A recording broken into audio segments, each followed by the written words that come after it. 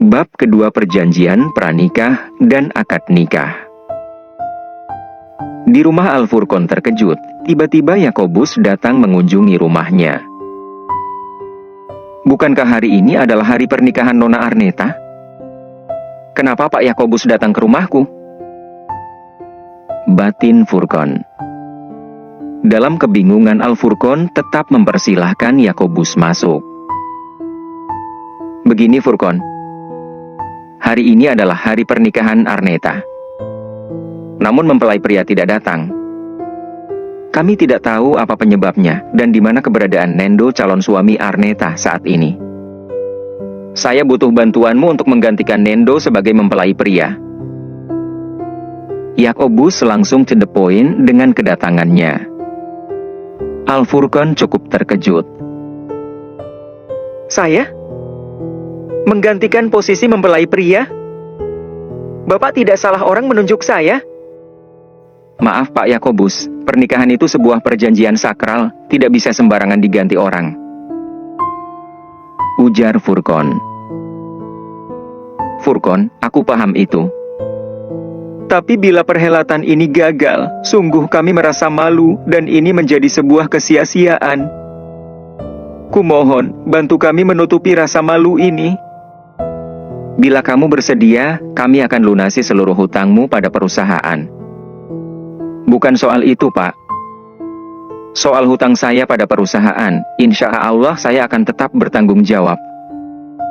Persoalannya, Pak, ada sebuah perbedaan antara saya dan Nona Arneta, di mana menyamakan perbedaan itu tidaklah mudah. Al-Furqan coba memberikan penjelasan. Perbedaan apa maksudmu? Perbedaan agama? Tanya Yakobus. Iya, itu salah satunya, Pak.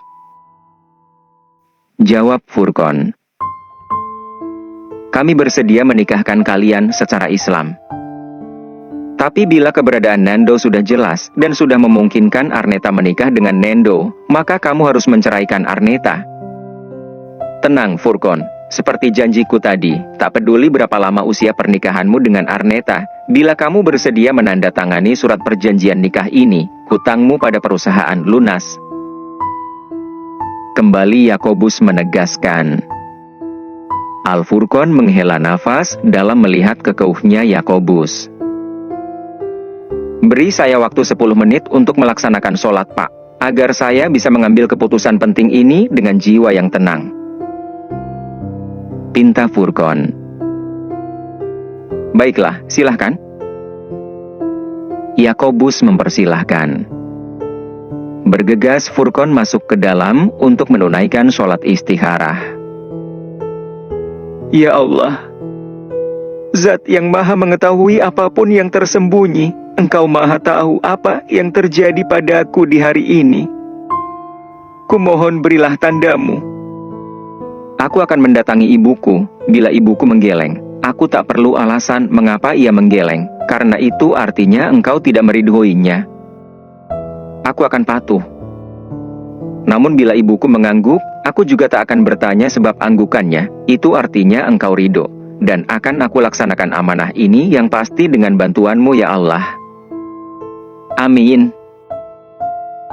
Usai salat, Furqan bergegas menemui ibunya. Namun ibunya tak ia temukan di dalam kamar. Ternyata ibunya ada di ruang tamu menemui Yakobus dan rombongannya. Furqan mendekati sang ibu. Sang ibu hanya menganggukkan kepala dan tersenyum. Al-Furqan pun tersenyum. Ia beralih menatap Yakobus. Baik Pak Yakobus, saya bersedia menggantikan Nando. Tapi saya mau ada perjanjian yang harus kita sepakati dan tanda tangani bersama. Mata Kon menatap serius ke arah Yakobus. Perjanjian apa itu? Saya bersedia menggantikan Nendo dengan beberapa syarat. Yang pertama, pernikahan dilakukan secara Islam, artinya Nona Arneta harus bersyahadat. Yang kedua, setelah menikah Nona Arneta harus bersedia tinggal di rumah saya bersama saya dan ibu, serta tetap memperlakukan ibu saya sebagaimana layaknya seorang ibu. Yang ketiga, bebaskan saya untuk melakukan tanggung jawab saya sebagai suami selama Nona Arneta masih sah menjadi istri saya. Maka Nona Arneta harus bersedia mengikuti aturan saya. Selama itu masih dalam bentuk tanggung jawab saya sebagai suami dan bentuk perlindungan suami pada istrinya. Selebihnya syarat apapun akan saya terima. Al-Furqan memberi persyaratan secara rinci. Baik Furqan, kami terima syarat itu. Akan kami buat legalitas perjanjiannya. Termasuk di dalamnya, kamu tak boleh menyentuh Arneta selama dia tidak menginginkannya. Jawab Yakobus. Baik, saya terima, Pak. Mereka pun bersalaman. Pengacara Yakobus bergegas membuat surat perjanjian itu.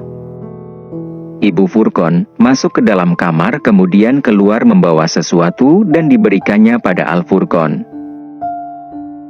Furqan, ini cincin turun-temurun keluarga kita. Berikan pada istrimu sebagai maharnya.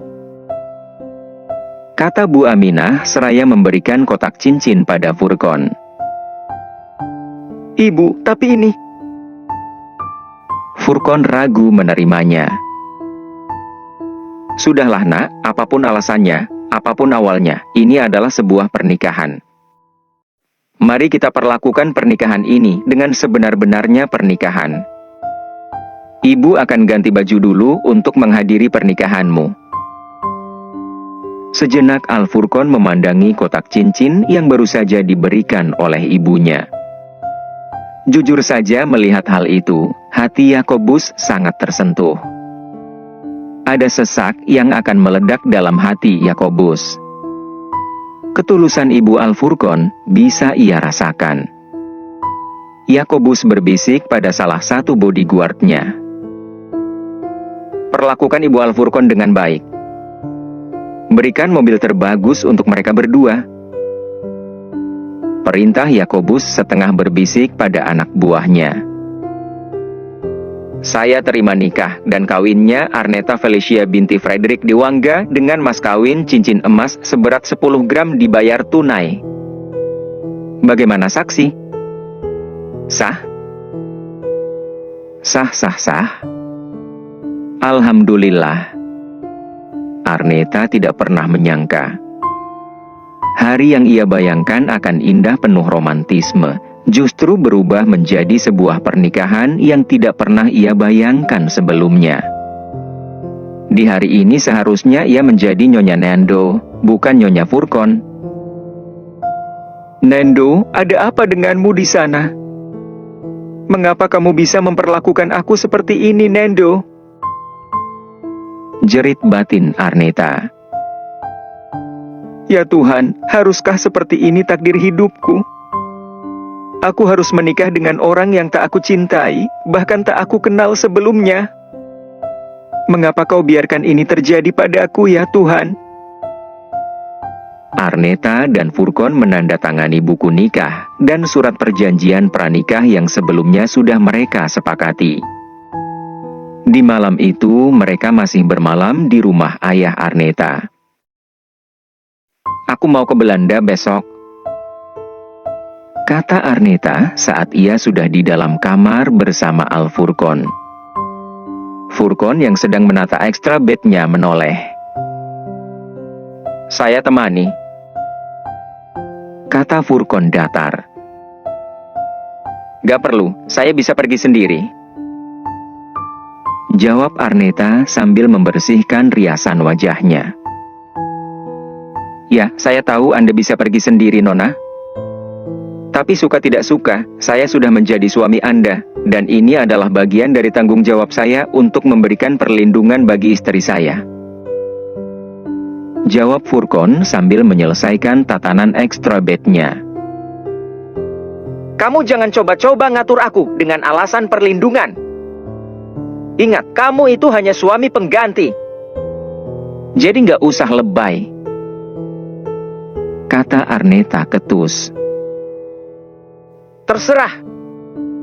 Tapi apa yang saya lakukan ini sesuai dengan surat perjanjian pranikah yang sudah ditandatangani di hadapan notaris tadi. Jadi ini legal. Saya melakukannya atas dasar hukum yang jelas. Mana tiketnya? Tanya Furqon. Aku belum pesan, aku mau go show besok. Jawab Arneta cuek. Bagus, kalau begitu saya akan minta Mbak Ninik untuk mengurus tiket keberangkatan kita ke Belanda besok. Ujar Al-Furqon sambil meraih gawainya. Mas, kamu ngertiin dong. Aku itu ke Belanda mau menemui calon suamiku. Ucap Arneta setengah berteriak. Dia baru calon suamimu. Tapi aku sudah menjadi suamimu dan sah secara hukum agama dan negara. Kamu juga harus paham itu. Furqon berujar sambil mengetikkan sesuatu pada gawainya. Iya, tapi ingat. Kamu hanya suami pengganti. Kata Arneta ketus. Suami pengganti? Memangnya siapa suamimu sebelum aku? Bukankah aku suami pertamamu? Jawab Furqon, namun masih berkutat pada gawainya. Hihi, kenapa jadi ribet sih urusan? Dasar kanebo kering. Arneta semakin kesal.